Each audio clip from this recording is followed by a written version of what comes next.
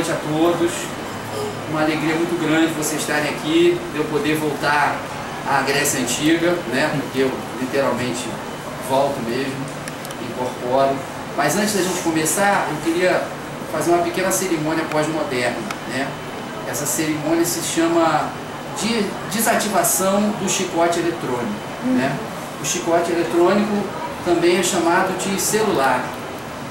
É uma coisa que foi inventada, entre outras coisas, para a gente poder trabalhar mais, 24 horas por dia, a gente ser encontrado, para ser explorado, para ser chateado, 24 horas por dia. Então, nessas aulas aqui, eu só vou pedir uma coisa, que é a concentração, né? Que todo mundo esteja aqui presente. É a primeira homenagem que a gente pode fazer aos gregos, porque a gente tinha um celular e eles estavam muito presentes, muito vivos naquele momento. Então eu queria que vocês pegassem o celular de vocês, as que forem mães, né, tiverem pessoas doentes na família, que tiverem para receber um telefonema, coloca no Vibracol.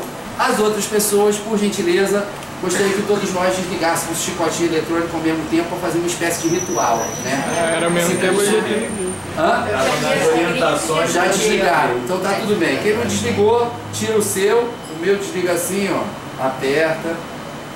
É difícil desligar, a única coisa que é difícil nesse telefone é desligar, o resto é fácil, né? Deve ser por algum motivo, o fabricante já faz de propósito.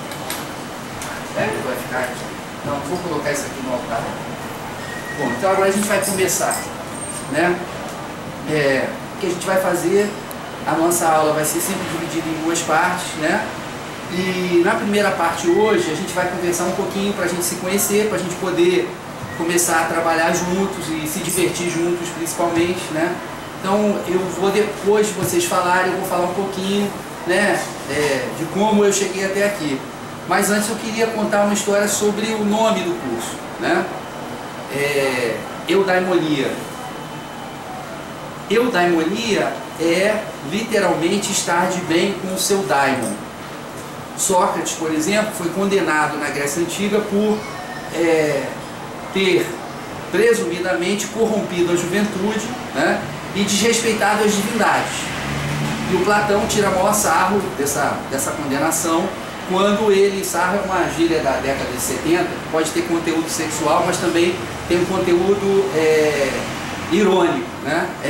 Faz uma brincadeira, dá uma zoada, né, digamos assim. Então Platão dá uma zoada geral quando ele coloca no diálogo de despedida de Sócrates, no final, aos 48 do segundo tempo, a cicuta já fazendo efeito sobre o corpo de Sócrates, aquele efeito letárgico, e a última coisa que Sócrates teria dito teria sido pedido a um discípulo, né, para sacrificar um galo Asclépios. Em outras palavras, para fazer um despacho, né, que era basicamente isso que ia se fazer, é sacrificar um animal. Mas como é Grécia Antiga, a gente não fala despacho, né?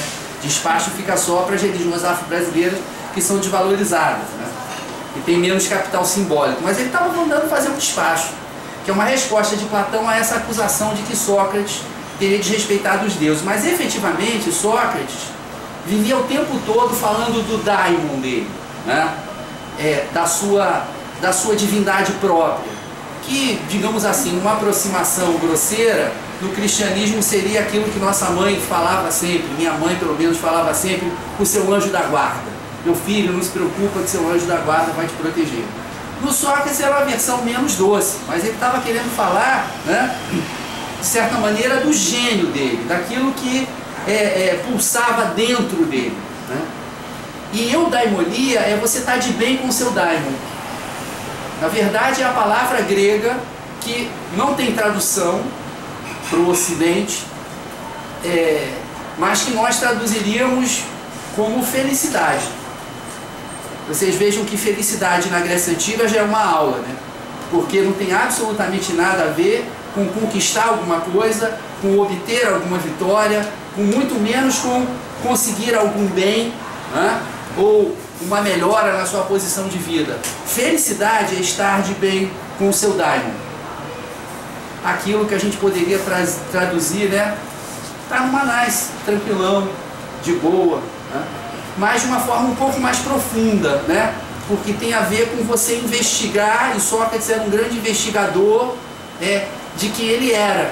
Ele queria se conhecer. Aliás, era, na verdade, o grande ensinamento do oráculo de Delfos, que para os gregos era o centro de toda a sabedoria, era conhece-te a ti mesmo. Antes de você conhecer a natureza, antes de você conhecer a sociedade, antes de você querer revolucionar qualquer coisa, conhece-te a ti mesmo. E aí vem a eudaimonia.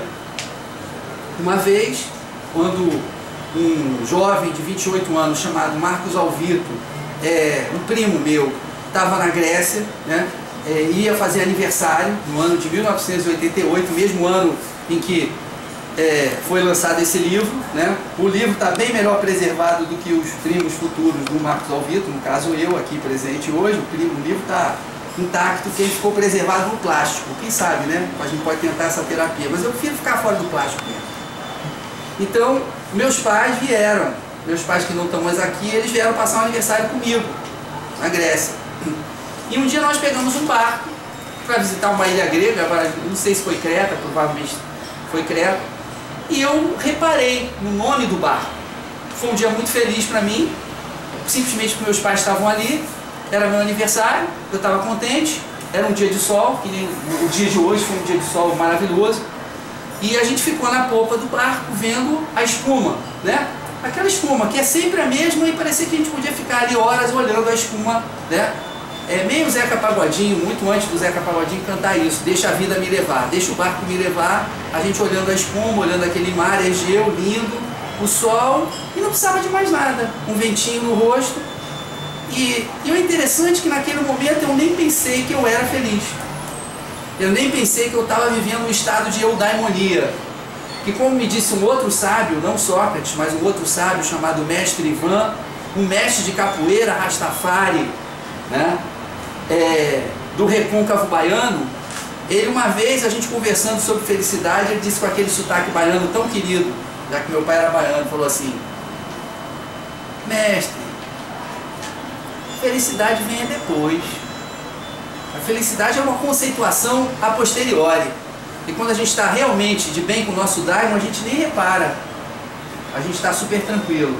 Então eu queria que esse fosse o nome do curso, para que essa sabedoria dos gregos antigos, né, que não definiam felicidade como uma coisa que você pode obter externamente, mas que você pode obter conversando com você mesmo, conhecendo a você mesmo, né?